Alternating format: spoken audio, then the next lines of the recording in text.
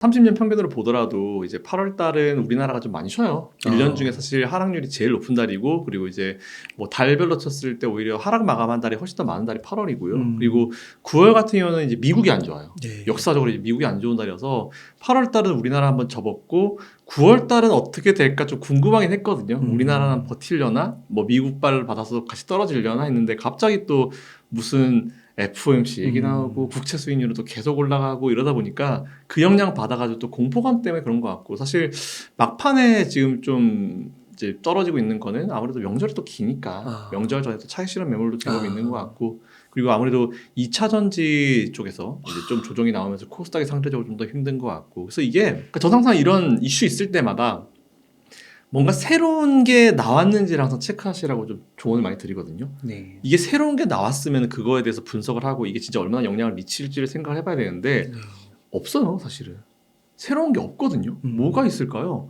뭐 국채 수익률 올라가는 거는 워낙 지금 경기 상황 자체가 이제 연준이 금리를 계속 올릴 수 있을 것처럼 얘기를 하니까 불안감 때문에 그렇게 올라가는 게 사실 큰 것 같고, 없는 것 같아요. 제가 봤을 때 새로울 게 없거든요. 뭐 재탕 3탕이고 요즘 언론 나오는 거 보더라도 재탕 3탕 4탕 이런 식인데, 오히려 지금 조금 분위기 안 좋은 상황에서 거의 뭐 종합 선물 세트처럼 진짜 예전에 안 좋았던 걸 다 끌어가지고 이제 요즘 그런 얘기도 나오더라고요. 아 이거 코로나 말고 또 뭔가 돌고 있다. 이런 얘기까지 나올 정도로 보면서 예, 그래서 저는 오히려 이게 사람도 그렇지만 안 좋을 때 뭔가 많이 몰리거든요. 네. 그래서 이제 요즘은 딱 정확하게 시장 상황만 봤을 때는 딱히 변한 거 없어요. 한 달 전보다 딱히 변한 건 없습니다. 근데 9월 달이라고 하면은 보통 이제 반기가 지나고 나면은 이제 미국도 마찬가지지만 전 세계 펀드 매니저들이 포트폴리오를 한번 가는 시점이 돼요. 근데 반기 지나고 나서 이제 7월, 8월 달 휴가고 보통 이제 그게 9월 달로 많이 몰리는 분위기도 분명히 있기 때문에, 그리고 또 리밸런싱도 이루어지는 달이기도 하고, 그래서 그게 많이 몰리는 것 때문에 9월은 항상 좀 애매했는데 이번에도 역시나 또 애매한 것 같고, 그래서 전반적으로 봤을 때는 달라진 건 없습니다, 여러분들. 달라진 건 없고, 달라진 거라고 하면은 뭔가 이제 내 마음에 어떤 그 불안감이 좀 생긴 거, 네, 그 정도 말고 없는 것 같아서 오히려 이럴 때일수록 이거를 좀 역이용해가지고 좀 기회로 삼으셔가지고 평소에 매수하고 싶으셨던 종목들을 한번 다시 한번 공부해보시고 매수하시는 전략이 지금은 진짜 좋을 것 같아요. 그러면은 앞으로의 전망, 예를 들어 9월이 지나가고요. 네. 뭐 10월, 11월 이렇게 되면 네. 점점 나아질 거라고 보시는 거예요? 이게 뭐 제가 표를 한번 또 보내드리겠지만 8월, 9월 쉬고요. 10월 달에 조금 올라오면서 11월, 12월 그리고 내년 1월쯤 되면은 분위기가 또 완전히 달라져요. 이게 우리나라로 치면은 8월 달이 제일 안 좋지만 또 제일 또 좋은 거는 11월, 12월, 1월 달에 나오거든요. 그러니까 이게 분위기가 완전히 반전이 돼요. 그래서 저는 오히려 충분히 그럴 수 있을 거다라고 좀 보고 있고, 지금 뭐 다른 뭔가 나올 만한 이슈는 없는 것 같아요. 그래서 요즘에는 오히려 다른 악재 뭔가 나올 만한 거 있는가? 뭐 그래서 봤을 때 하나 나온 거는 셧다운이죠. 미국의 셧다운이 나왔는데 지지난번에 방송 나왔을 때 말씀드렸지만 셧다운 이슈는 그냥 정기적인 이슈라고 보는 게 맞습니다. 정기적으로 한 번씩 나와가지고 이제 사실 올해도 한 번 이슈가 나오고 나서 제가 그때도 이제 어차피 또 나올 이슈다. 그때는 또 이제 정신없을 거고, 그때만 이거 가지고 시장을 흔들면은 이거 더하기 여러 가지 악재를 또 붙여가지고 시장의 불안감을 조성할 거다라고 이제 말씀을 드린 적이 있는데, 그 피어 앤 그리드 있잖아요. 공포 탐욕 지수. 그게 원래 완전히 그리드였거든요. 정말 탐욕의 끝을 달리고 있었는데 이게 보니까 지금 피어까지 내려왔더라고요. 공포까지 내려왔더라고요. 그래서 이때쯤 제가 항상 말씀을 드리죠. 어떻게 하시겠습니까? 자, 기회가 왔다고 생각합니다. 이런 식으로 말씀드리죠. 아, 그렇군요. 그러면 지금은 조금씩 주식을 더 담아야 되는 거예요. 용기를 내서. 저 그게 맞다고 봐요. 와. 왜냐하면 지금 사실 보면 엔비디아도 마찬가지고 우리나라 뭐 포스코, 제가 포스코 얘기 되게 많이 하잖아요. 네, 포스코 같은 경우는 나중에 지금은 2차 전지지만 이건 철강빨을 받아서 또 올라갈 수 있는 기업이다라는 말씀 많이 드렸는데, 오히려 포스코나 아니면은 뭐 이런 엔비디아, 해외로 합치면 엔비디아 같은 기업들 되게 사고 싶으신 분들 많았잖아요. 그래서 밀리기만 해라, 내가 사줄게. 밀렸는데 아 이거 더 밀릴 것 같은데 이러고 또 못 사서요. 그래서 저는 오히려 이게 계속 올해만 해도 몇 번 그런 기회가 있었거든요. 조정이 좀 깊어지면 아 뭔가 불안한데, 고점 대비해서 제가 지난번에도 말씀드렸지만 예전에 2000년도 초반에 있었던 대세 상승장 코스피 지수가 한 3배 정도 올라갔었던 그 상승장에서도 단기 고점 대비해서 10에서 20% 조정은 진짜 많았어요. 분기마다 나왔어요. 분기마다 거의. 이번에도 보면은 그렇게 좀 많이 밀지도 않았어요. 근데 심리적으로 지금 많이 내려앉은 게 문제인 것 같은데, 오히려 저는 지금 달라진 건 없습니다. 달라진 건 없다라고 보고 있고, 그래서 오히려 지금은 매수 기회가 맞고, 지금 사실 시장을 괴롭히는 게 보면은 뭐 국채, 채권 문제, 그리고 이제 셧다운 문제, 그리고 미국에서 또 UAW 그 자동차 노조들 얘기 나온 것들. 근데 이게 사실 보면은 어떻게 보면 다 정치적인 문제예요. 근데 이제 제가 만들어낸 문장이 하나 있는데, 정치적인 문제는 해결을 못 하는 게 아니고 안 하는 거예요. 그러니까 자기들이 원하는 거를 얻을 때까지 해결을 안 하고 있는 거죠. 이 얘기는 정치적인 이슈는 뭔가 되게 꼬여 있어서 해결이 안 될 것처럼 느껴지지만 또 만나가지고 대화 볼 것들은 또 금방 해결되거든요. 네. 그 정치적인 문제는 우리가 돌아보면은 해결이 안 된 적은 없었어요. 그리고 뭐 셧다운 걱정을 되게 많이 하시잖아요. 근데 셧다운은 제가 누가 저한테 이제 셧다운은 뭐 어떻게 해요? 라고 물어보시면 저는 딱 한마디 합니다. 미국 여행 가세요? 동부 여행 가십니까? 셧다운 되면 그건 좀 불편해요. 셧다운 되면 그 박물관 다 닫거든요. 다 닫아요. 네. 그래서 박물관 못 갑니다. 그러니까 뉴욕 여행 가시는 분들 좀 불편해요. 네. 그거 말고는 없어요, 사실은. 우리가 직접적으로 볼 수 있는 부분은 없기 때문에 오히려 너무 셧다운을 마음 쓰실 필요 없다라고 말씀드리고, 셧다운이 계속 오래 길어지면은 바이든 본인 재선에도 안 좋죠. 그리고 이게 또 공화당이 반대해서 셧다운이 된다 하면은 국민들이 당연히 공화당도 좋아하겠습니까? 네. 결국은 정치적인 문제는 공화당이든 민주당이든 해결을 할 수밖에 없는 문제예요. 둘 다 욕을 먹기 때문에. 네. 네, 그래서 저는 오히려 이거 너무 마음 쓰실 필요 없다는 말씀을 드립니다. 아, 네. 그러면은 좀 진짜 좀 지금 힘드신 분들은, 그래도 여윳돈 없으셔가지고 어떻게 해야 되나 고민하시는 분들은 조금만 더 버티고 인내하고 몇 개월만, 그러면 또 조금 좋은 소식이, 상황이 호전되는 게 좀 벌어질 수도 있겠네요. 지금 일반적인 투자자분들은 돈이 없어서 영상이에요. 사실 이게 이게 작년 재작년 오면서 오히려 작년에 러시아 우크라이나 이슈 때문에 시장이 얻어맞았잖아요. 전 세계 시장이. 네. 근데 그 상황에서 사실 제일 비양심적이고 비인간적인 사람들이 돈 더 들고 와서 투자해라는 사람인데 돈이 어디 있어요? 무슨 우리가 한국은행도 아니고. 있는 돈 가지고 투자하는 거고, 사람이라고 하면은, 정상적인 투자자라고 하면은 마이너스 30% 40%짜리 손절하는 거 이거 불가능해요. 네. 안 돼요. 저도 사실 손이 안 나가요, 그거는. 네. 근데 그걸 해가지고 포트폴리오 교체해라? 저는 이거 되게 비양심적이다 보거든요. 오히려 그래서 저는 많은 투자자분들이 지금 마이너스 30, 40, 50이 진짜 많으실 거라 봐요. 근데 제가 한번 예전에 좀 돌아보니까 한번 2000년도 초반에 그때도 이제 계속 거꾸로졌어요. IMF 끝나고 나서 뭐 IT 버블 터지고 계속 꼬꾸라지고 나서 중간에 이제 마이너스 30, 40, 그게 더 심한 것도 많았어요. 근데 이제 그게 원금까지 올라오는 시점쯤 되니까 개인들이 되게 많이 이탈하더라고요. 네. 삼성도 좀 올라가니까 쫙 이탈하잖아요. 그러니까 이탈하는 시점에서 한 번 또 좀 더 버텨주면 더 사실 더 높은 곳이 기다릴 수 있을 것 같아서 지금은 오히려 저는 이렇게 좀 조언을 드리고 싶어요. 불필요한 손절은 최대한 자제하십시오. 네. 돈 많으면 솔직히 갖다 계속 추하면서 하면 되죠. 근데 못해요. 제가 봤을 때 이 방송을 보시는 80-90% 분들이 다 비슷한 마음일 거예요. 저랑. 못해요. 못해. 추가매수 못해요. 그래서 전 추가매수 굳이 그거에 너무 집착하지 않으셔도 된다라고 말씀드리고 싶어요. 그러니까 있는 돈 그대로, 대신에 여러분들이 투자하시는 그 기업을 체크를 잘 하셔야 돼요. 실적, 성장성, 그리고 지금까지 수주를 못 받았지만 수주를 받고 있는지, 개선이 되고 있는지, 이렇게 하면서 올해는 진짜 한번 주총도 가보시고 체크하시고 기업에 문제가 없다라고 하면요, 지금은 오히려 버티시는 게 맞다고 봐요. 그러면 우리나라에서 좀 많은 국민분들이 갖고 계신 게 미국 주식 같은 경우는 엔비디아, 테슬라고요. 네. 이것도 한 10에서 한 30% 조정 중이잖아요. 네. 그리고 또 많이 갖고 계신 게 한국에서 2차 전지 지금 그렇죠. 많이 흔들렸고, 그러니까 이런 주식들은 그러면은 좀 버티고 인내하고 네. 그러면 좀 괜찮을까요? 그러니까 미국 먼저 가보면은 엔비디아랑 테슬라 같은 경우는 지금 엔비디아는 없어서 못 판다. 그 제가 맞아요. 이게 작년에 제가 경기 침체 안 온다라고 주장을 하면서 이제 증거로 이제 제가 이런 것 때문에 전 경기 침체 안 옵니다라고 말씀드렸던 것 중에 대표적인 게 뭐냐면은 수요였어요. 아니 그렇게 수요가 살아있는데, 소비가 살아있는데 무슨 경기 침체? IMF를 안 얻어 맞아본 사람만이, 저는 IMF를 직격탄을 맞아가지고 그때 소비가 다 죽어버리거든요. 근데 소비가 그렇게 살아있는데 무슨 경기 침체? 똑같아요. 엔비디아도 지금 보면은 엔비디아가 뽑아내는 GPU마다 지금 서로 살려고 그러고, 네. 그러니까 이게 생산이 잘 안 되니까 엔비디아가 뭐라 그래요? 아, 우리 생산을 한 4배 늘릴 거다 하면서 어디가 긴장합니까? TSMC가 긴장하잖아요. 네. 공장 증설을 못한 상태에서 엔비디아가 증설을 해버린다고 하니까, 그럼 거기서 또 혜택을 받은 게 어디예요? 삼성전자. 네. 삼성전자 수율 다 따라잡아 버렸잖아요. 그러니까 이게 삼성전자 입장에서는 예전에 이제 잠깐 등을 돌렸던 고객들이 다시 돌아오고 있는 그런 상황이고, 그러니까 이게 사실은 저는 오히려 이걸 굉장히 매수의 기회라 봐요. 없어서 못 판다는 게 사실 되게 크거든요. AI 끝날 것 같으세요? 그건 절대 안 끝난 거 같아요. 몇 년 될 것 같아요. 네, 그죠. 엔비디아 그렇죠. 그리고 테슬라 같은 경우는 제가 지난번에 말씀드렸지만 지금도 요 최근에 보면은 테슬라의 그 로봇이 엄청나더라고요. 그러니까요. 갑자기 너무 발전했어요. 그러니까요. 네. 그러니까 테슬라에서 정말 대단한 로봇 공학자분들을 엄청 섭외를 많이 했어요.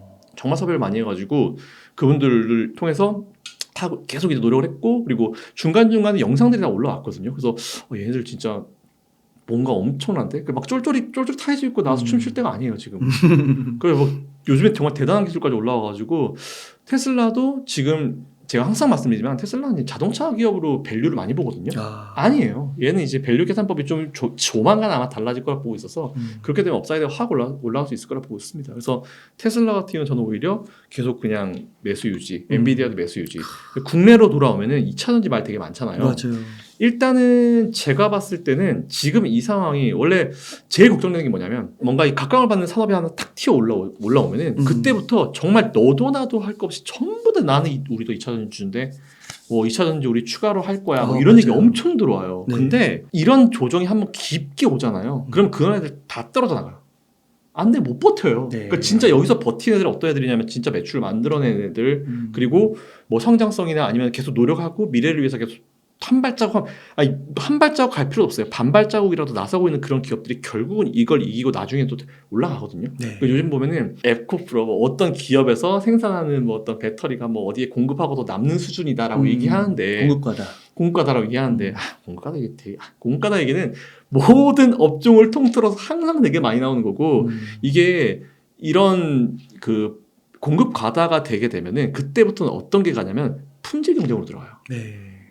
품질 경쟁으로. 사실 중국 일반적인 뭐 모든 제품을 봤을 때 어떤 한 제품이 되게 인기가 많아요. 그러면 처음에는 너도 나도 할 것이 막 달려듭니다. 막 비슷하게 만들어내는 애들까지 막 관련주로 올라가요. 그러다가 막 이게 뭐 공급이 많이 돼가지고 이제 소비자 입장에서는 선택할 수 있는 뭔가 많아져요. 그러면은 그때부터 뭘 보냐면은 퀄리티를 보죠. 네. 더 좋은 퀄리티의 제품을 우리한테 상대적으로 더 싸게 줄 수 있는 그런 회사를 찾거든요.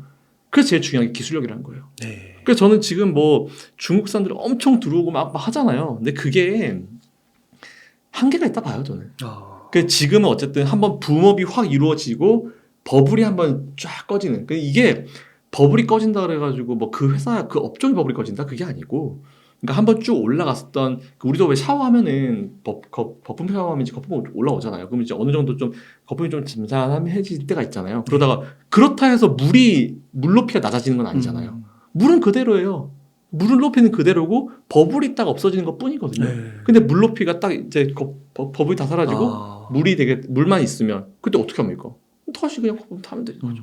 올라올 수 있는 거죠. 네. 그러니까 저는 오히려 그래서 지금 조정이 좀 굉장히 좀 좋은 기회라고 봐요. 사실은 이런 게 있어야 돼요. 모든 업종이 이걸 다 거쳐왔어요. 사실은. 그러니까 또 생각해 보면은 막 포스코홀딩스나 네. 포스코퓨처 포스코 네. 그룹 그 포스코홀딩스를 좀 강조하셨잖아요. 많이 좋아하긴 합니다. 포스코홀딩스가 진짜 생각보다 덜 빠지고 네. 차트상으로 봤을 때 이게 차트 분석하시는 분들은 제일 그래도 좋다고 하시더라고요. 네. 괜찮다고 하시고. 근데 진짜 그 가격 올라갈 때는 이 떨어지면 산다라고 그렇게 마음을 먹었는데 네. 막상 떨어지고 나면은 못 사죠. 못 사는 걸 다 네. 욕하고 버리고 그렇게 되더라고요. 포스코는 뭐 저는 근데 에코프로를 봐도요. 네. 에코프로가 뭐 어제 뭐 그제도 한 8%씩 밀렸잖아요. 근데 차트를 좀 길게 보잖아요. 네. 그 어떤 사람 하락 추세라고 그러는데 저는 그냥 한번 올라갔다가 내려갔다가 그냥 빡 옆으로 기는 것 같거든요. 그래요? 옆으로 기는 것 같아요. 그리고 에코프로 머티리얼스 상장 올해 네. 11월 달에 한다고 하잖아요. 자회사 상장 효과가 위로 갈지 밑으로 갈지 모르겠어요. 근데 아마 그게 되면은 조금 재료 노출 느낌도 좀 있는 것 같고. 네. 근데 뭐 저는 그래서 지금 여기서 밑으로 꺼진다보다는 좀 옆으로 횡보하면서 좀 이제 변동성 있는 구간이 조금 길어질 수 있을 것 같다는 동의.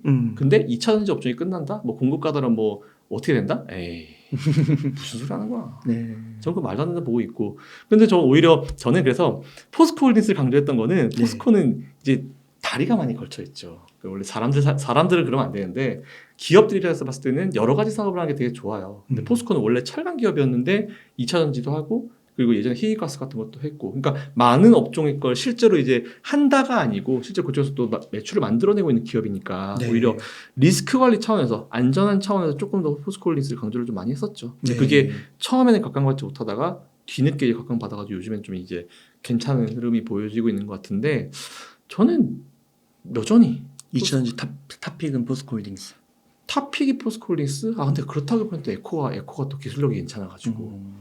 근데 요즘에 또 LFP 뭐 이런 것도 또 중국 애들이 또 LFP 뭐 이런 것도 띄우면서 또 싸게 오니까. 근데 싸게 오는 건 한계가 있다 봐요. 싼 배터리 넣어가지고 자동차를 타고 이게 아무리 단거리라고 하지만 미국 같은 데는 사실 거리가 길잖아요. 근데 단거리 해봤자 그 되겠어요? 팔리겠어요? 우리나라도 아무리 땅덩어리가 좁다고 하긴 하지만 배터리 한번 충전시키고 최대한 오래 타고 싶어하지 그 배터리 충전하는 거 되게 귀찮은 일이거든요. 그렇죠. LFP에다 뭐 망간 넣어서 MMLF 뭐 그것도 만든다고 하는데 그것도 한계가 있다 봐요 저는. 그래서 오히려 저는 지금이 뭔가 가격적인 부분에서도 이제 좀 버블을 좀 내리고 어느 정도 균형 가격을 찾아가는 그런 과정이라 보고 있어서 오히려 지금 머티리얼즈 상장하는 게 에코프로 머티리얼즈 상장하는 게 어디로 튈지는 솔직히 모르겠어요. 왜냐면 에코프로 머티리얼즈가 그 이슈가 딴 건 다 괜찮은데 에코프로 머티리얼즈가 너무 매출이 93.4%인가 너무 에코그룹 안에 있어요. 에코그룹에서 그냥 수주를 받아요. 오히려 딴 데 쪽에 수주를 좀 많이 받으려고 노력을 하고 있겠죠 지금도. 네, 그런 게 나오면 되는데 앞으로 그런 노력도 나올 수 있을 거라 봐요. 그래서 오히려 그런 게 좀 개선이 되게 되면은 뭐 에코보도 좀 더 단단해지는 시기가 오겠죠. 그래서 오히려 괜찮다 보고 있는데 사실 뭐 그냥 전반적으로 에코 전반적으로 나쁘지 않고 그리고 포스콜리스 당연히 좋고 근데 기왕 제가 포스콜리스 조금 더 말씀을 드리는 거는 이거는 철강주로도 엮일 수 있고 중국 경제 사람이 있는 그것빨을 받을 수 있기 때문에 여기까지 같이 말씀드린 거지 어떻게 보면 완벽한 2차전지로 하기에는 포스콜리스 좀 무리가 있어요. 그렇군요. 네. 그러면은 에코프로도 네. 지금 보실 때 괜찮다고 보시는 거예요? 나쁘진 않아요. 근데 그래요? 이 횡보 기간이 네. 얼마나 길어질지에 대해서 아무도 몰라요, 솔직히. 저는 괜찮다 보거든요. 이게 이게 왜 원버블? 이게 왜 이런 지금 논란을 누군가가 만드는 거겠죠? 굳이? 그래서 저는 왜 저런 소리를 할까 들으면서 왜 저런 소리를 할까라는 그런 생각을 좀 많이 했는데 그러니까 너무 미래의 실적을 땡겨와서 근데 모든 게 다 그렇죠. 모든 기업이 사실은 다 미래 거 다 땡겨와서 하기 때문에 이게 웃긴 게 뭐냐면은 그것도 사실 저는 그냥 갖다 끼워 맞춘 것 같아요. 주가 많이 올라가는 기업들은요 따라가는 기사 보면 다 똑같아요. 너무 미래 가치를 많이 땡겨왔다. 그러니까 주가만 튀면 다 그걸 땡겨와요. 그 되게 좋은 핑계이긴 해요. 뭐 적절한 분석이기도 합니다. 근데 그건 글쎄요. 미래 가치를 지난번에 제가 말씀드렸지만 과연 미래 가치를 그들이 알 수 있을까요? 삼성전자의 10년 후의 미래를 어떻게 알아요? 에코프로의 10년 후의 미래를 어떻게 알아요? 저는 그건 모른다 봐요. 그래서 오히려 저는 지금도 이렇게 복잡하고 되게 정신없고 힘들수록 그냥 원론 무조건 이제 기본으로 가는 거예요. 2차전지. 자, 2차전지에 대한 수요가 죽을까? 아니, 안 죽을 것 같은데. 저는 제가 봤을 때 안 죽을 것 같은데. 그러니까 막 주가가 떨어져서 그런가 무슨 영업이익도 막 걸고 나오고요. 그다음에 중국 LFP 배터리가 많이 팔린다라는 거 얘기도 나오고 또 무슨 뭐 프랑스 IRA 나와서 한국 전기차도 배터리도 안 좋을 것이다. 너무 이렇게 갑자기 또 막 집중포하듯이 나오니까 유럽 애들은 근데 유럽은요 또 얘기해야겠다. 유럽은 보면 걔네들이 내연기관차는 탑이죠. 사실은 뭐 벤츠, 메라, BM도 많잖아요. 근데 이게 2차전지 딱 들어가니까 유럽 애들이 죽상이잖아요. 사실은 뒤늦게 물론 공장이 많아가지고 뒤늦게 따라하고 있긴 하지만 사실은 탑은 거의 중국이랑 미국이 다 가져가고 있잖아요. 그러니까 제가 봐서 유럽은 지금 뭐 집행위원장 나가가지고 이제 이런저런 얘기하는 거 보면은 자기 산업 지키기구나. 유럽 내 산업 지키기구나. 우리 거 지키려면 뭐 쿼터 만들고 온갖 거 다 만들어야 되잖아요. 우리 거 써라 뭐 이렇게 해야 되잖아요. IRA도 결국은 힘 있는 자들이 그냥 바운더리 바운더리 만드는 거예요. 우리 거 하라고. 자기도 산업 지키려고. 그러니까 저는 유럽이 그러면 되게 웃겨요. 일 잘 안 되는구나 요즘에. 뭔가 잘 안 풀리는구나 이 생각밖에 안 들어가지고 되게 웃겨요. 그러니까 얼마나 급하면은 폭스바겐 같은 기업이 빨리 뭔가 전기차를 만들고 싶은데 못하니까 중국 기업 가가지고 이제 같이 협업한 다음에 차는 중국 갖고 오는데 폭스바겐을 달아서 팔아요. 그게 급하다는 거예요. 사실 그거는 따라갈 수는 없고 급하다는 거죠. 근데 폭스바겐 그룹이나 벤츠, BMW 이런 데가 그렇게 서둘러가지고 전기차 시장을 따라가려고 하는 이유가 뭘까요? 저는 그러게요. 그 산업이 앞으로 최소한 몇십 년? 길게는 몇백 년을 가지고 패러다임의 변화가 어느 정도 있을 거야. 만일 그게 전기차 곧 끝나지 이런 걔네들 안 해요. 근데 많은 기업들이 그렇게 달려든다는 거는 그만큼 미래 성장성에 대해서 그들도 확실히 평가하는 게 다르다는 거예요. 그러니까 그렇게 규제를 한다 해도 그거는 정해진 미래에서 조금 자신들이 어떻게든지 좀 적응하고 살아남기 위한 몸부림 같은 거지. 몸부림이죠. 그렇게 해석을 해야 되는 거군요. 몸부림 쳐야죠. 그걸 막는다고 해서 우리나라 기업이 망한다 이게 아니라 우리는 잘하고 있는 거고 2차전지 산업 쭉쭉 뻗어나가고 있는 거고. 우리나라가 왜 망할까요? 우리나라 배터리를 안 쓴다고? 그러니까요. 그렇게 막 해석을 하잖아요. 이 기술 좋은 거를? 그건 아닌 것 같아요. 그래서 저는 오히려 그러니까 진짜 중요한 게 지금 여러분들이 아셔야 될 거는 뭐냐면 주가는 얼마든지 흔들 수 있어요. 삼성전자도 옛날 주가 보잖아요. 답답합니다 진짜.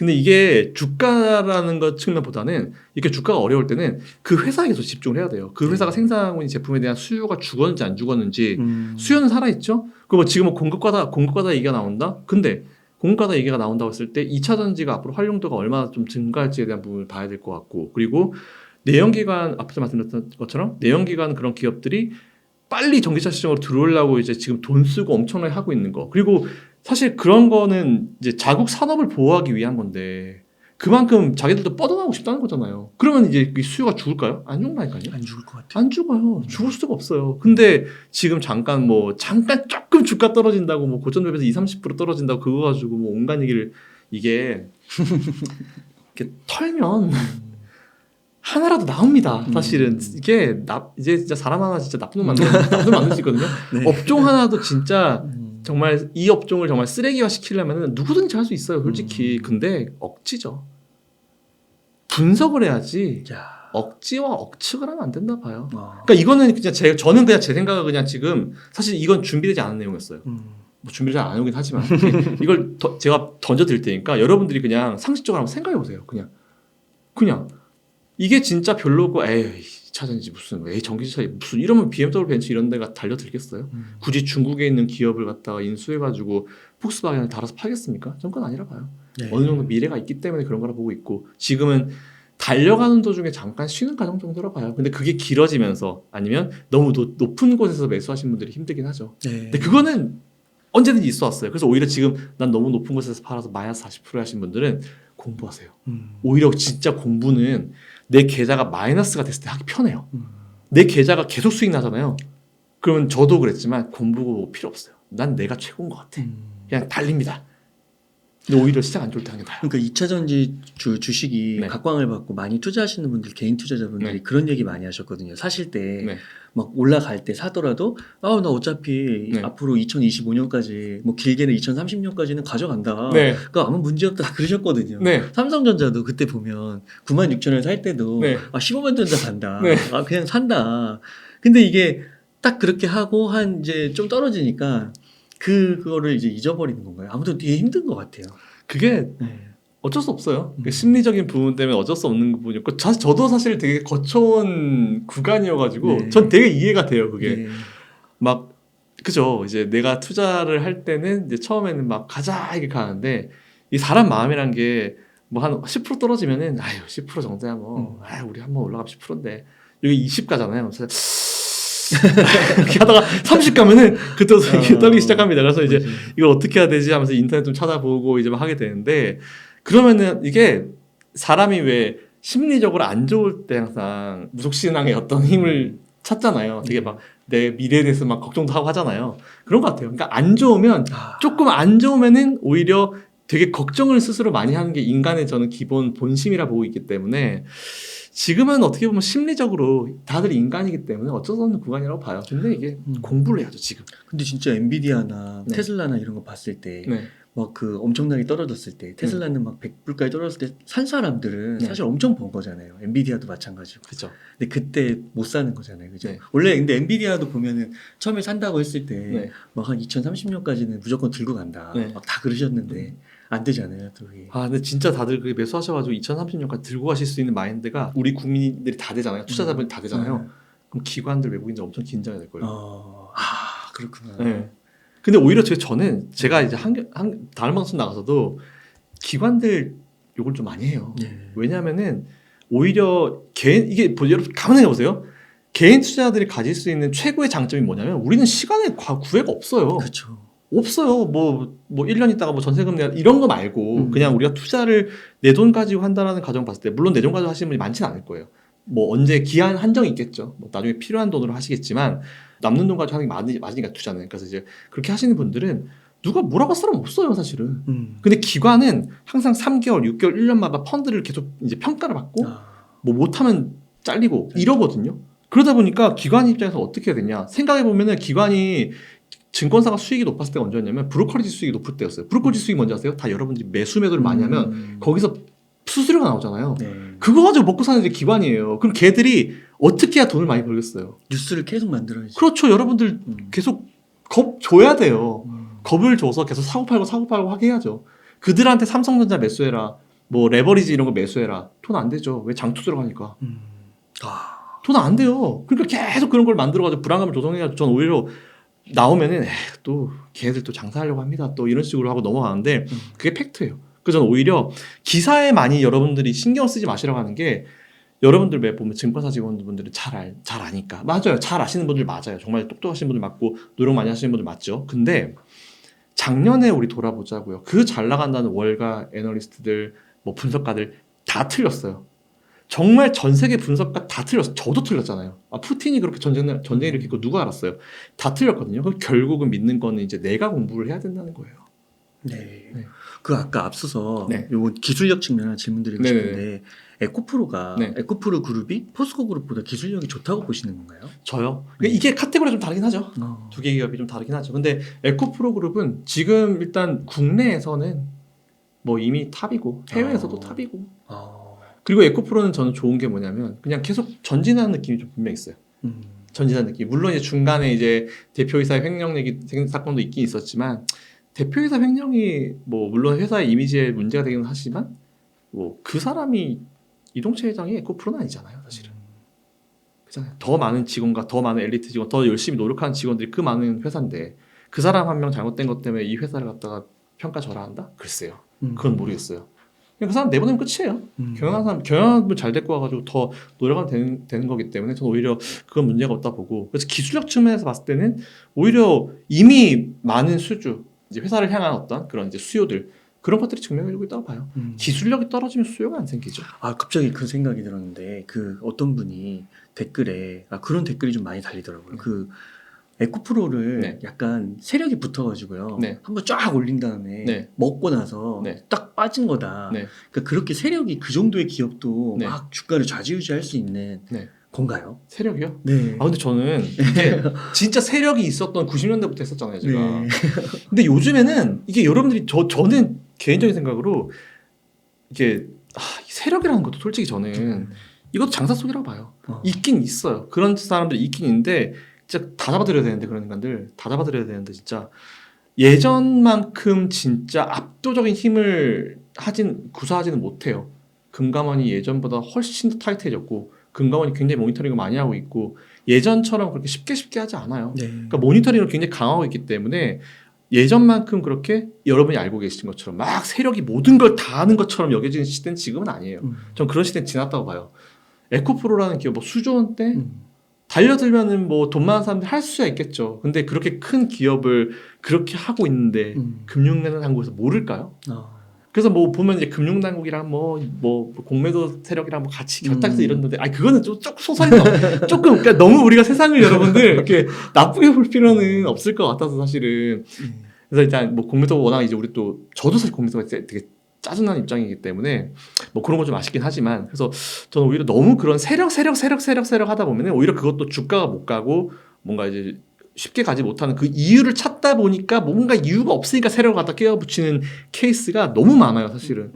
진짜 세력이 눌러서 못 가게 하는 경우도 있어요, 분명히. 네. 근데 오히려 이유를 찾다 안 나오니까 이거 세력 들어왔네. 세력이 들어와서 누르고 있네. 이거 봐. 윗골이 나오잖아. 이렇게 얘기하는 경우도 많기 때문에 오히려 저는 투자의 입장에서 봤을 때는 이 세력들을 너무 의식하지는 좀 않으셨으면 좋겠다는 생각을 가지고 있습니다. 네, 그러니까 그 기업의 그냥 성장성, 네, 그런 거에 집중하자. 그러면은 에코프로랑 포스코홀딩스 그리고 또 이제 양극재 쪽이 좀 많이 부각을 받았잖아요, 전반기 때. 그래서 포스코퓨처럼 에코프로비엠 이런 게 대표적인데 그리고 많이 투자를 하셨고 뭐 이 정도는 다 괜찮다고 보세요. 그렇죠. 여전히 수요가 살아 있어요. 저는 그렇게 보고 있거든요. 지금 주가 떨어지는 거는 뭐 잠시 쉬어가는 거죠. 그럼 영업이익 이런 거는 괜찮을까요? 한 자릿수 막 나온다고. 이게 사실은 이것도 여러분 중국을 한번 보세요. 중국이 원래 거의 개도국 입장 수준이었잖아요. 근데 이게 이런 기업이 바닥에 있던 국가가 빠르게 성장해서 올라올 때 수직 상승할 때는 정말 수십 %씩 찍어서 올라와요. 처음에 쫙 올라올 때는. 그러다가 이제 이게 영업이익이라는 게 여러분들 항상 이 YOY에 속으시면 안 되는 게 전년 동기 대비잖아요. 네. 그렇기 때문에 바로 직전 동기에 뭔가 정말 역대급 실적을 찍어버리면 또 역대급 실적이 나오지 않으면은 유지가 안 돼요. 근데 작년에 역대급 나왔잖아요. 그럼 당연히 올해는 그거보다 좀 내려올 수도 있겠구나라는 걸 우리가 감안을 하고 봐야죠. 그러니까 그러니까 이게 YOY라는 걸 절대 잊으시면 안 돼요. QQYY 어차피 분기냐 아니면 연간이냐 이렇게 보는 건데 작년의 실적 뭐 역사적 최고 실적 삼성이 그랬잖아요. 삼성이 막 원래 1, 2분기 실적 안 나오는데 1, 2분기도 역대급 찍어가면서 쭉 나오니까 그 다음에 1분기 때 마이너스 엄청 크게 나오니까 야 이거 실적 장난 아닌데 근데 이 떨어진 실적도 요거 그래서 보통 우리가 왜 올림픽 같은 거 보면은 체조 같은 거 할 때 평균 낼 때 제일 잘한 거 빼고 제일 못한 거 빼잖아요. 네. 그게 맞다고 봐요. 역사적으로 고점 찍었을 때 거 빼고 너무 과한 저점 빼고 나머지 평균적인 걸 봐야 된다 보고 있어서 오히려 저는 딱히 의미는 없다고 봐요. 사실은 그게 살아있느냐. 그리고 제가 재무제표를 좀 설명을 하면은 영업이익도 제일 중요한데 저는 매출. 기업은 매출이 꺾이면 큰일 납니다. 매출이 꺾이면. 매출은 늘어나야 된다. 작년에도 이제 미국 같은 기업도 그렇고 우리나라도 그렇고 기업들이 아무리 현재 상황이 안 좋고 하더라도 매출은 안 꺾이게 하려고 진짜 노력을 많이 해요. 오히려 매출은 증가했는데 매출을 증가시키기 위해서 바로 그 밑에 보면은 비용들이 있거든요. 판관비 같은 게 있어요. 그 비용을 올려요. 확 쓰는 거죠. 홍보비도 쓰고 막 엄청 써가지고 이제 매출은 높여놓고 근데 비용이 많기 때문에 순이익이나 단기 순이익은 떨어질 수밖에 없게 되는 그런 구조가 나오는 거죠. 그건 괜찮아요. 네, 매출이 올라가면 결국은 매출이 떨어져요.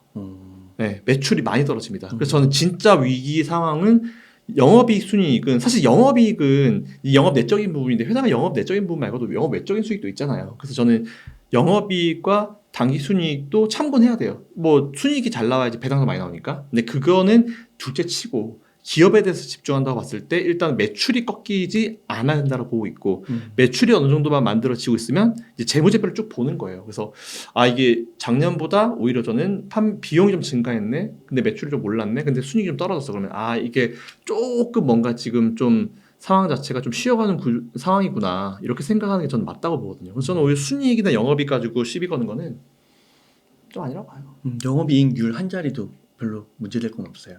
뭐 6%, 7% 막 이런 거. 뭐가 문제가 될까요? 그거는 욕심이에요, 솔직히 저는. 그러니까 자기들이 증권사는 자기들이 만들어 놓은 그 컨센을 딱 찍어 놓고 그거보다 이제 못하다라고 하면 그걸 악재로 만들어 버리잖아요. 근데 이게 회사 입장에서 되게 억울한 게 컨센도 걔네 생각이잖아요. 사실은 컨센트 바뀌더라고요. 뭐 그리고 안 맞는 것도 너무 많은 것 같고. 맞는 게 없죠.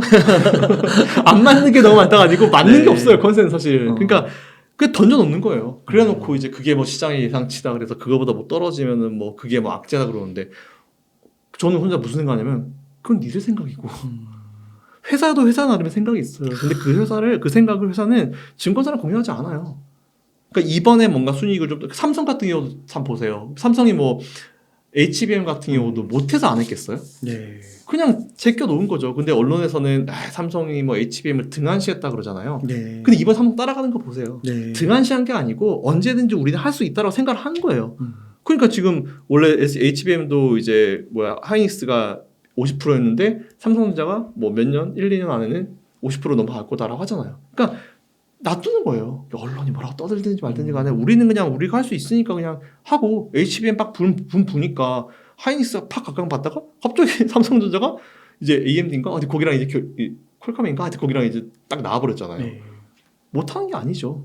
그래서 저는 오히려 다 마찬가지라 봐요. 에코도 마찬가지고 일반적인 기업도 마찬가지고 그 숫자가 중요하긴 하지만 그 숫자도 컨센이라는 것 자체도 각자의 생각이 다르기 때문에 오히려 저는 기업의 생각을 좀 들어봐야 된다 봐요. 그래서 저는 오히려 예전에 제가 팁이 비슷한 케이스, 똑같은 케이스였어요. 영업이익이 생각보다 두 자릿수 늘다가 한 자릿수로 바뀌더라고요. 제가 그때 주총 가서 물어봤어요. 그랬더니 회사에서 설명을 쭉 해주는 거예요. 왜 한 자리가 됐는지. 네. 그래서 주총이 진짜 중요합니다, 여러분들. 올해는 꼭 가십시오. 무조건. 가가지고 질문을 하세요. 왜 그렇게 됐는지. 그러면은 회사에서는 그걸 꼭 여러분께 정말 설명을 해야 될 의무가 있거든요. 그래서 저는 오히려 그런 걸 해보시는 것도 되게 좋은 기회가 됩니다. 딱 들어봤을 때 문제될 게 하나도 없는 거예요. 그렇죠. 회사는 그리고 또 최대한 또 안심시키려고 좋은 얘기만 할 텐데 듣다가 여러분 상식에 뭔가 좀 삐끗나잖아요. 그럼 또 물어보세요. 그럼 끝까지 물어보셔야 돼요. 끝까지. 이런 게 진짜 중요해요. 그 김정현 대표님께서 이런 얘기를 해주시는 거에 네. 진짜 거기 없는 거 다른 분들은 없어요. 그러니까 이렇게 딱 그 증권사는 그냥 그거 자기들 생각이지. 네. 뭐 그런 식으로 이렇게 딱 비판적으로 얘기해 주시잖아요. 그러니까 그렇게 잡아주시는 분이 별로 없으니까 저희는 이제 듣는 대로 네. 보는 대로 판단을 하는 경우가 많으니까 진짜 그렇게 되려나 보다. 네. 그래서 이제 작년의 답을 그래서 저는 사실은 제 이제 생각이 좀 되게 강한 편이긴 하죠. 그래서 원래는 저도 이제 이런 방송을 나오면은 틀리는 것에 대해서 좀 두려움이 있었어요. 근데 작년에 다 틀리는 거 보고, 그치, 어차피 이것도 제 생각이고, 저도 사람이 완벽하지 못하기 때문에, 틀리면 나중에 나와서 저는 사과드릴 거예요. 네. 죄송합니다. 이 부분에 대해서 제가 생각이 못해가지고, 뭐 잘못했습니다. 말씀을 드릴 건데, 명확하게 제 지금 뷰를 말씀드리는 게 맞아요. 그렇다고 모두가 다 제 뷰대로 하시진 않잖아요. 이거를 바탕으로 여러분들도 사실 뭐 저보다 훨씬 더 훌륭하신 분들이 사실 이 방송을 보고 계시기 때문에 그런 걸 같이 섞으셔가지고 투자에 본인의 아이디어를 만드시면 되는 거예요. 그래서 2차 전지 네. 주들이 중심주들이 많이 올라갔다가 떨어져서 네. 이런 경우는 뭐 한 1년 정도는 네. 안 쳐다봐야 된다. 네. 쳐다보지 말아야 된다. 뭐 이런 얘기도 하시잖아요. 좋죠. 근데 1년 정도 안 쳐다보실 수 있겠어요? 저는 나쁘지 않다고 봐요. 네. 지금도 이제 분할 매수로 접근을 해도 나쁘지 않다. 저는 그렇게 생각해요. 근데 여기서 또 중요한 거, 제발 몰빵하지 마십시오. 몰빵하지 말고. 네, 저는 진짜 아무리 좋은 기업이라도 사실 제 욕심은 25%는 넘기지 말라. 원금 대비해서. 25%도 제가 많이 양보한 거예요. 저는 한 20%가 괜찮다 보는데 네. 25%도 많이 양보. 근데 그게 넘어가면은 사실은 진짜 힘든 것 같아요. 안 돼요. 저도 그 좋은 기업 네. 제가 딱 찍은 거 네. 한 30% 들어가 있더라고요. 나중에 보니까. 그랬더니 되게 그 전까지는 그래도 좀 괜찮았는데 30% 되니까 좀 힘들더라고요. 진짜 확실히. 맞아요. 아니 내 전 원금 대비해서 30%가 들어갔고 그게 만약 30% 마이너스면요. 내 원금 대비해서 10%가 날아가고 있는 거예요. 그 멘탈 관리가 안 돼요. 그래서 오히려 저는 이게 포트폴리오 관리 차원에서도 그렇다고 여러분들 2차 전지주 4개를 15%씩 사시라는 거 아니고 2차 각 업종별로 2차 전지 25% 그리고 나머지 뭐 반도체 25% 뭐 이런 식으로 하시라는 얘기지. 나는 뭐 이렇게 에코프로 25%, 에코프로 BM 25%, 5% 이런 식으로 하시라는 말씀은 아닙니다. 네. 그래서 일단 그런 식으로 좀 하시게 되면은 멘탈 관리도 훨씬 편해요. 주식은 보니까 이제 좋은 종목 주세요 그러잖아요. 근데 진짜 딱 이 표현이 맞는 것 같아요. 돼지목이 진주목걸이. 그리고 여러분이 돼지라는 얘기는 아닌데 진주목걸이를 한다 하더라도 아무리 좋은 기업이라 해도 그 종목을 컨트롤하라고 누가 보유하냐에 따라 가지고 수익률은 천차만별이 되는 것 같아요. 그쵸. 네, 그런 것 같습니다. 실제로 저도 그래요. 그러면요 대표님 2차 전지 좀 이렇게 얘기 너무 잘 해주셔서 많은 분들이 위로와 용기를 얻으셨을 것 같은데요. 이번에 한번 또 삼성전자 한번 여쭤볼게요. 네네. 삼성전자에 좀 좋은 뉴스들이 나타나는 것 같아요. 네. 특히 이제 TSMC가 좀 네. 문제가 생긴 것 같은데 네. 발열 문제도 있고요. 맞죠. 삼성전자가 진짜 좀 어떻게 TSMC를 좀 따라잡을 가능성이 좀 생긴 걸까요? 가능성은 조금씩 계속 올라가고 있어요. 계속. 근데 이게 이게 또 제가 또 너무 삼성전자 하니까 TSMC 입장에서 또 생각을 해봐야 되잖아요. 네. 근데 TSMC 제가 말 TSMC 웅달님이 삼성전자 제가 이 업을 한 30년 했어요. 네. 근데 웅달님 한 10년 했습니다. 네. 야 이게 웅달님이 저를 따라온다면 기분 안 좋을 것 같아요. 난 이거 30년을 했는데 저 10년 전 애가 날 따라 이게 뭐지라는 생각을 하긴 할 것 같아요. 네. 근데 어쩔 수 없는 현실입니다. 그래요. 열심히 따라가는 건 사실인 것 같고 그리고 사실 예전에 삼성전자가 디램 반도체 1위로 딱 올라설 때도 그때도 반도체가 되게 안 좋았어요. 근데 그때 당시에 일본 모든 기업들이 딱 그 투자를 확 줄일 때 삼성전자가 디램 쪽에 이제 투자를 확 늘리면서 그게 오히려 전화위복이 돼가지고 지금의 디램 1위가 된 거거든요. 네. 근데 이번에 코로나 때도 오히려 이제 TSMC 같은 기업들이 이제 그런 테스팅 쪽 웨이퍼들을 좀 줄이면서 했을 때 삼성전자가 오히려 이제 지금 테스팅을 엄청 돌린 것 같아요. 그래서 수율이 사실 수율을 그때 따라간 것 같아요. 그러니까 지금 제일 문제가 뭐였냐면 삼성전자는 결국은 수율 문제였죠. 수율 문제였는데 이제 3나노, 5나노, 3나노 전부 다 이제 TSMC 다 따라가 버리니까 지금부터는 이제는 누가 더 높은 퀄리티에 더 높은 수율의 반도체를 생산을 하고 그리고 이제 고객의 입장에서 봤을 때 상대적으로 이제 좀 그래도 괜찮은 가격대에 제시를 하고 이런 문제로 이제 귀결이 되고 있는 것 같고 그리고 지금부터 생산 싸움이죠. 생산 싸움을 해야 되는데 TSMC 어떻게 하나 애리조나 공장 거기서 좀 문제가 생겼죠. 공장을 지어야 되는데 공장의 증설 비용도 많이 늘어난 데다가 인력이 못 가잖아요. 못 가죠. 못 갑니다. 그래서 이게 진짜 삼성이 좋은 게 제가 지난번에 말씀드렸지만 TSMC는 파운드리만 진짜 원웨이만 온 회사예요. 공장을 지으려면 당연히 다른 회사에다가 공장을 증설해달라고 얘기해야 되겠어. 공장 증설 비용이 올라가면은 그 비용 가지고 또 여기랑 딜을 해야 되고 또 막 뭐 노동자 너무 오는데 아무래도 또 이건 또 최첨단 산업이기 때문에 직원도 데리고 와야 되고가 문제인데 문제가 뭐냐면 이제 비용도 증가하고 첨단 인력을 데리고 와야 되는데 데리고 오니까 거기 미국에 있는 직원 노동자들이 니들 우리 IRA 하는 이유가 우리 일자리 때문인데 감히 니들 직원을 데리고 온다고 이런 식으로 나와버린 거예요. 근데 막 이쪽에서 북적북적하면서 할 때 삼성은 삼성물산이 해주고 뭐 노동자들은 뭐 그쪽 뭐다 하니까 이게 스무스하게 이제 스무스하게 가는 거죠. 참 그렇구나. 와. 근데 주가가 68,000원 정도더라고요. 네. 주가는 왜 이럴 거라고 보세요? 주가요? 네. 주가는 뭐 항상 리밸런싱이죠. 뭐 MSCI 리밸런싱 구간도 됐고 그리고 지금 보면은 오히려 저는 진짜 어이없었던 게 TSMC 관련으로 해가지고 조금 이제 그 얘기 나왔잖아요. 장비를 좀 딜레이 해달라고 요청했다고 ASML 포함해서. 네. 근데 여러분 이게 전 과연 악재인가?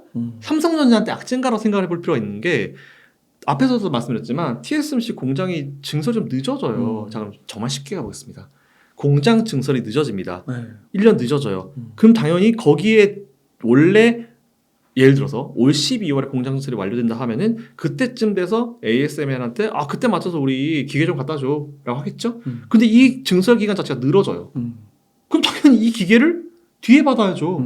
아니 공장도 증설 안 되는데 그럼 맨 바닥 그 사막 바닥에 던져놔요? 아니거든요. 당연히 공장 증설이 늦어지니까 그에 따라 가지고 기기를 받는 것도 뒤로 좀 요청하는 게 맞아요. 너무 상식적인 거거든요. 근데 이게 뭐가 이게 악재지? 그건 TSMC 걔네 문제예요.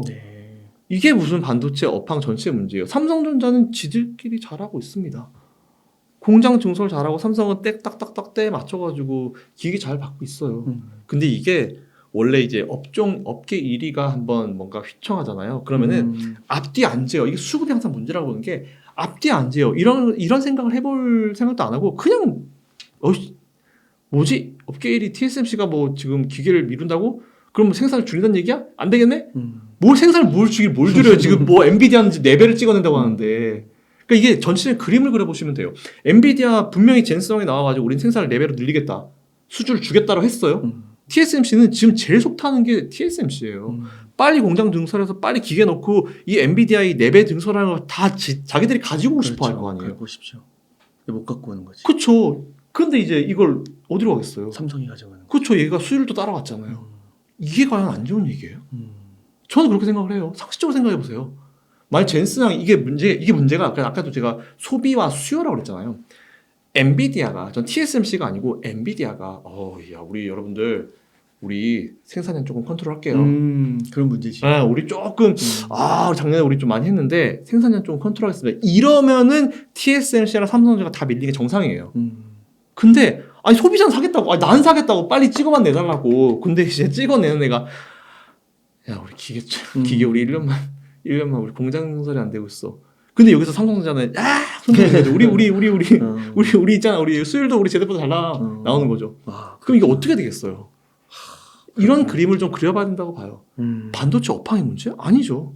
TSMC의 문제예요. 그리고 또 디램이나 뭐 이런 PC 서버 쪽도 하반기로 가면 좀 돌아선다고 이미 돌아섰고 더 좋아지고 인텔이나 뭐 이런 쪽에서 나오는 얘기도 이제 이미 좀 많이 돌아섰다라 얘기 나오긴 하더라고요. 그럼 삼성전자 주가는 좋아지겠네요. 그렇죠. 그래서 저는 이게 삼성전자는 어떻게 보면 좀 항공모함 느낌이에요. 방향을 한번 정하면 그쪽으로 쭉 가거든요. 그래서 방향이 하진 않습니다. 그리고 이제 이게 가격대가 좀 떨어지면서 개인 투자자들이 좀 많이 들어오면서 좀 변동성이 조금 있는 거는 맞아요. 근데 그거는 원래 액면 분할 하면서부터 이제 나왔던 얘기였기 때문에 큰 문제가 되지 않는 것 같고, 그리고 오히려 저는 감히 이런 얘기 한번 해볼까요? 저는 어차피 시장이 좀 더 높은 곳으로 갈 거라 보는 주이고 거기에 대형주 2개 딱 뽑아보라고 하면은 전 삼성전자랑 포스코 홀딩스 뽑을게요. 와 멋지십니다. 저는 지금도 보면은 코스피 코스닥을 봤을 때 PBR 레벨 기준으로 봤을 때 코스닥이 고평가더라고요. 코스닥은 신용이 높아요. 신용이 너무 많아요 지금. 그리고 코스피는 딱 봤을 때 누가 봐도 저평가 구간이다라고 표현할 수 있어요. 그래서 저는 오히려 그래서 코스닥보다는 코스피 쪽에 투자하는 게 맞다라고 보고 있습니다. 중국 반도체 기술력에 대해서 한번 좀 여쭤보고 싶은데 화웨이가 그 휴대폰을 출시했는데 7나노를 탑재했잖아요. 그리고 되게 잘 돌아간다고 하더라고요. 아니에요. 아니요, 죄송합니다. 양산에 좀 문제가 있는 것 같긴 한데 좀 어떻게 그 기술력이 상당하다라는 평가에 대해서 좀 어떻게 보세요? 기술력이 상당하다 사우스 차이나 그쪽 얘기겠죠? 네. 홍콩 그쪽 언론이 얘기일 거예요. 이게 화웨이 그 이후에 괜찮다라고 하는 기사가 우리나라 기사에서 좀 못 본 것 같긴 한데. 근데 다 깜짝 놀라고 네. 막 그런 헤드라인을 많이 뽑던데요. 아니 이 생각보다 니들이 그래도 어떻게 독자적으로 칠라노를. 네. 그런 근데 식으로. 거기에 뭐 하이닉스 칩도 있고 뭐 하여튼 그죠. 근데 네. 이게 근데 우리가 항상 이제 자주 얘기하는 거는 7나노 칩을 만드는 거는 DUV로도 가능해요. 죽어 엄청 놀라죠. 엄청 놀라죠. 그쵸, 그리고 이제 여러분들 웨이퍼판 왜 밤에 이제 TV 보시다가 이제 끝나면 이제 애국가 나올 때 그 동그란 판 있잖아요. 이걸 웨이퍼판이라고 하는데 여기서 이제 여기서 불량률을 따지는 게 보통 수율이라고 해요. 여기서 일단 뭐 한두 개만 돼도 뭐 DOV 돌려가지고 한두 개만 돼도 사실은 뭐 그거 빼가지고 만들 수 있죠. 그래서 제가 요번에 화웨이 얘기 나왔을 때 어떤 얘기를 했냐면 여러분들 화웨이는 이 판매량을 볼 게 아니고 생산량을 봐야 된다. 생산량을 뭐 성룡이 뭐 그거 사고 싶었는데 못 샀다. 그렇지 생산이 많이 안 될 텐데. 맞아요. 이게 생산 엄청 막 몇 천만 몇 개씩 돼가지고 막 생산 엄청 많이 됐고 그게 막 이제 판매가 잘 됐다라 하면은 오 해야 되는데 한 200만 대, 뭐 300만 200만 대까지 되겠죠. 네. 이제 어쨌든 생산 자체가 많지 않은 상황에서 당연히 궁금하니까 중국은 또 엄청난 인구잖아요. 궁금하니까 사고 싶은 사람이 몰려버리면 200만 대는 그냥 팔려버릴 거예요. 솔저. 그렇죠. 그러니까 성룡이 못 샀겠죠. 저는 그걸 봐요. 수율이 엄청나게 떨어질 거예요. 양산도 안 되고. 양산 자체가 안 될 거예요. 근데 일단 퀄리티는 이제 거의 그런 느낌이죠. 우리가 이제 사실 눈높이가 되게 높아져 있잖아요. 삼성이나 막 이런 애플을 보면서 눈높이가 높아져 있잖아요. 아이폰 12인가? 뭐 그 정도 수준이라고 하는 것 같아요. 네, 맞아요. 아이폰 12 수준. 아. 그래서 아직까지 기술 격차는 뭐 5년 이상 벌어져 있다라고 하고 물론 시간을 주면은 중국은 어떻게든 따라오긴 할 거예요. 근데 따라온다 하더라도 이게 따라온다라는 표현은 앞에 선두가 가만히 서 있고 오는 게 따라오는 거죠. 근데 얘 가만히 있겠어요? 가죠. 자기들 갈 길 가겠죠.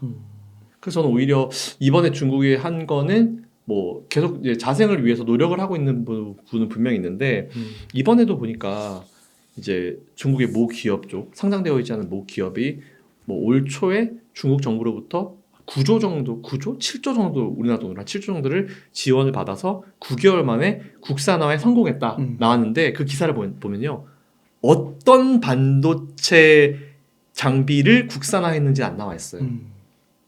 그 기사가 그냥 기사가 그렇게 나와 있어요. 아, 올 초에 관계자에 따르면 이거다. 관계자. 누군지도 몰라. 그 관계자. 뭐 업계 관계자에 따르면 뭐 누구에 따르면 그 관계자가 얘기하는데 올 초에 정부로부터 한 9조 원 정도의 자금을 받아서 9개월 만에 뭐 국산화에 성공했다라고 하는데 어떤 장비를 국산화했는지도 나오지도 않아요. 그런 거 딱 띄우면 일단 우리는 국산화에 꽂혀가지고 그것 때문에 막 이렇게 놀래는 거예요. 근데 미국에서도 놀랬다. 어디서도 놀랬다 하는데 이게 놀란 게 진짜 막 갑자기 막 내가 막 열심히 달리고 내가 1등, 세계 1등이고 막 열심히 달리고 있는데 갑자기 내 옆에 따라서 놀란 케이스가 있고 얘는 나한테 한 2바퀴 뒤쳐질 줄 알았는데 그래도 한 반바퀴 안 뒤쳐지네?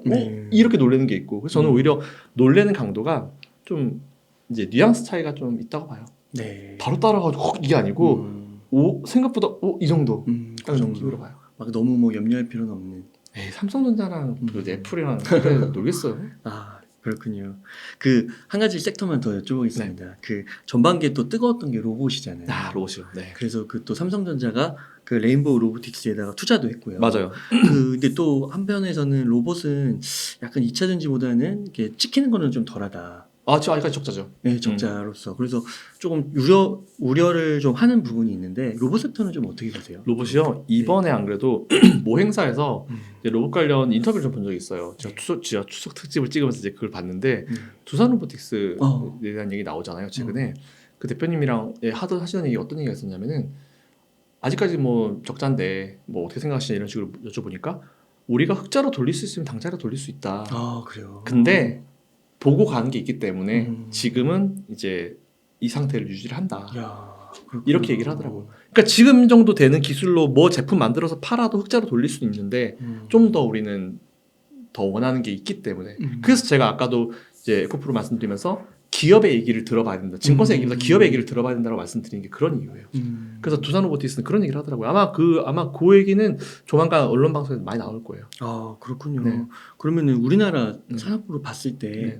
그 뭐 반도체, 2차 전지 뭐 이런 쪽이 되게 각광을 받잖아요. 네. 로봇 산업도 앞으로 좀 주목하고 저희가 공부하고 그럴 만한 가치가 있을까요? 항상 저는 네. 앞으로도 그런 위기가 또 언젠가 올 거예요. 작년, 재작년 경기 침체가 정말 심했을 때 제가 응답책방에 나가서 방송마다 나가서 뭐라고 그랬냐면은 정말 모두가 다 안 돼 진짜 힘들고 어려울 때 대기업이 뭐 하는지를 보라고 말씀드렸어요. 대기업이 투자를 줄이는지 네. 투자를 하는지 투자를 하면 어떤 업종에 투자를 하는지 보라고 그랬거든요 제가. 근데 그때 삼성이 어디에 했었냐면은 반도체 계속했죠, 디스플레이 계속했죠, 그리고 바이오 쪽 삼성 바이오로직스 밀어붙였고 로봇 밀어붙였어요. 네. 그렇게 어려운 상황에서 사실 보면은 우리나라 기업들도 마찬가지고 사람들도 마찬가지고 IMF를 한번 겪어오면서 IMF에 대한 트라우마가 좀 있어요. 남았어요 아직. 그렇기 때문에 경기가 정말 안 좋은 상황이 정말 예상이 된다라고 하면은 줄입니다. 투자를 안 해요. 근데 투자를 확 늘려버리더라고요 오히려. 그래서 저는 오히려 그때 이거 기업이 봤을 때는 사실 우리보다 이 리스크에 대해서 더 걱정을 많이 그렇죠. 하는 게 대기업이거든요. 그렇죠. 대기업 리스크 퀄리티는 장난 아니에요. 네. 근데 그런 대기업들이 뭉쳐가지고 오히려 투자를 확 늘린다는 걸 봤을 때 이런 거는 무슨 뭐 JMIF 얘기도 많이 나왔잖아요. 그러면 안 온다. 그러면서 그 기업이 어디 투자하는지 한번 보자 했는데 삼성이 그때 이제 바이오 로봇 밀어붙였거든요. 그래서 저는 진짜 그리고 더 로봇 샀어야 되는데 못 샀어요. 좀 안타깝긴 한데 어쨌든 조정받을 때. 조정받을 때 근데 또 사람 마음이 밑에서 할 걸 또 이런 거 들어가지고 아무튼 그래서 그런 걸 봤을 때 미래 먹거리로 찍은 거는 명확하죠. 네. 그래서 오히려 저는 로봇 관련주는 지금 당장보다는 오히려 이게 미래를 좀 보고 하기에는 좀 적절한 것 같아요. 지금 로봇들이 막 만들어지고 있잖아요. 테슬라도 마찬가지고. 그래서 오히려 지금이 나중에 미래를 봤을 때는 좀 괜찮은 자리다. 그러니까 저희 웅달책방 시청자분들이 네. 물론 단타를 하시는 분도 있겠지만 네. 중기 장기 투자, 중장기 투자를 주로 하시는 분들이 네. 많아서 오늘 이렇게 대표님께서 말씀해주신 이렇게 미래 성장성 위주로 네. 또 그 한 번에 다 몰빵하는 게 아니라 분할 매수로 적절한 비율로 맞습니다. 배분해서 투자하면 너무 좋지 않을까 네. 그런 생각을 하게 됩니다. 그러면 끝으로 대표님 지금 한 1억 정도 네. 매유 자금이 있습니다. 네. 어떻게 하시겠나요? 제가 항상 보통 이제 레버리지 매수라 하라 말씀 많이 드리잖아요. 지금 레버리지보다는 네. 종목이 낮습니다. 그래서 지금 삼성전자, 포스코홀딩스 그리고 에코프로는 아마 다들 가지고 계실 것 같아요. 네. 그래서 에코프로 조금 눌림 이용해가지고 이건 진짜 길게 보신다 생각하고 이게 에코프로 워티리어스 상장하고 나서 이게 어디로 갈지 몰라요. 그래서 나중에 좀 우리가 생각하지 않는 쪽 방향 간다 그러면 그 밑에서 다시 추가 매수하실 수 있을 정도의 조금 비중 정도. 그래서 에코프로 그룹주, 포스코, 삼성전자 매수 괜찮은 것 같고 그리고 바이오주를 한번 공부를 해보시는 것도 괜찮은 것 같아요. 고금리 시대 괜찮을까요? 네? 고금리 시대. 바이오죠? 이게 근데 또 금리 얘기 또 해야 되는데 이게 금리 얘기하다 좀 답답한 게 뭐냐면 뭐 이번에도 FOMC가 이제 연준이 금리를 한번 올릴 수 있다. 그러면서 이제 또 막 미셸 보먼이나 뭐 이런 분들 나와가지고 고금리 시대가 이어질 것 같다 이렇게 하잖아요. 근데 금리라는 것도 우리가 다 생각해 볼게요. 금리라는 것처럼 저는 상대적 개념은 없다고 봐요. 네. 이게 지금 어쨌든 연준은 기본이 5%잖아요. 근데 이게 5%가 더 싸게 느껴질 때도 분명히 있을 거예요. 근데 오히려 지금이 우리가 봤을 때는 너무 우리가 오랜 기간 동안 저금리 시대를 살았기 때문에 상대적으로 지금 높아 보이긴 하는 건데 높긴 해요. 근데 그렇다 하더라도 이게 과연 우리가 투자를 잡고 이 금리 가지고 영향을 받아가지고 뭐 기업들이 영향을 받을 정도로 오히려 근데 오늘 새벽에 미지훈 씨 국채금 다 올랐는데 테슬라, 애플 다 올랐어요. 야, 상대적이라는 그 표현이 네. 다 와닿는데요. 상대적이에요. 예를 들어서 진짜 내가 돈이 진짜 많아요. 웅달님이 돈이 정말 많으신 분이고 난 돈이 없어요. 근데 내가 지금 돈이 필요해요. 그랬을 때 1억이라는 돈을 했을 때 어떤 사람이 웅달님은 여유로우시고 1억을 웅달님 빌릴 때 그 사람이 웅달님한테 10% 이자 줘 그러면 에이 무슨 10%야 에이 말도 안 돼 이렇게 되는 거고 돈 필요한 사람한테 10% 하라고 하면은 오 감사합니다 하는 거죠. 그러니까 이게 똑같은 5% 10%라는 이 수치 자체도 우리가 거기에 이제 매몰되면 안 되는 게 결국 상대적 개념이에요. 5%라는 이 수치를 그 기업이 감당할 수 있을 정도의 수준인가 아닌가를 판단을 해야 되지 평균적으로 5% 높아 네. 뭐 7% 높아 1% 높아 그렇죠. 그렇게 치면 1, 2%도 높다는 사람들이 많아요. 맞아요. 그러니까 이게 우리가 항상 이런 거에 뭐 평준화의 오류라고 보는 게 맞아요. 네 그러네요, 그렇게 봐요. 그래서 5%라는 수치 그리고 국채금리 최근에 국채금리가 계속 이게 그리고 또 2007년도 이후에 최고치 막 계속 2008년도 금융위기 이후에 이거랑 계속 딱 계속 연결시키는데 뭔가 되게 막 더 큰 사건 같고. 근데 그때는 시스템이 무너진 거고 그때는 다시 시스템이 무너지고 이제 막 이게 얘기하면 한도 끝도 없는데 그때 당시에는 이제 막 파생들이 물리고 해서 터진 거고 결국 시스템적인 문제가 터진 건데 왜 지금이랑 비교하는지 이해가 안 돼요. 그때가 물론 심각한 데미지가 있었기 때문에 한데 그때를 경험했던 저로서는 정말 말도 안 되는 비유고요. 어쨌든 근데 비유한다고 봤을 때 뭐 언제 이후에 뭐 최고치라고 하는데 최고치여도 그러면 이제 이걸 영향받아서 이제 애플이나 테슬라 다 밀려야죠. 근데 오늘 새벽에 테슬라 애플 다 올라갔어요. 그 얘기가 무슨 얘기다? 그 회사들은 이미 지금의 금리 수준과 이 채권 수준에 적응이 됐다는 거예요. 끝도 없다. 네, 지금 어쨌든 지금 중요한 거는 기업들이 지금 이 경제 상황에 적응을 했는지 안 했는지가 중요한 거죠. 제가 봤을 때 전 끝났어요. 네. 그렇군요. 그래서 바이오도 이제 앞으로 좀 주목해야 되고 네. 미국 주식은 아까 좀 말씀해주신 뭐 테슬라, 엔비디아도 테슬라, 엔비디아 가야죠. 아크G가 그 ETF가 그 네. 바이오 쪽이더라고요. 그런 것도 괜찮을까요? 나 그 별로 안 좋아합니다. 그래요? 제가 돈 남은 누나 별로 안 좋아합니다. 그러세요? 네, 돈 남은 누나랑 뷰가 그분은 너무 그런 건가요? 너무 성장 중인가요? 그분이요? 막. 좀 세죠. 너무 센가요? 네, 너무 세긴 해서 저는 그래서 근데 이게 ETF는 전 좋다고 봐요. 근데 ETF도 보면 되게 많잖아요. 미국 특히 되게 많잖아요.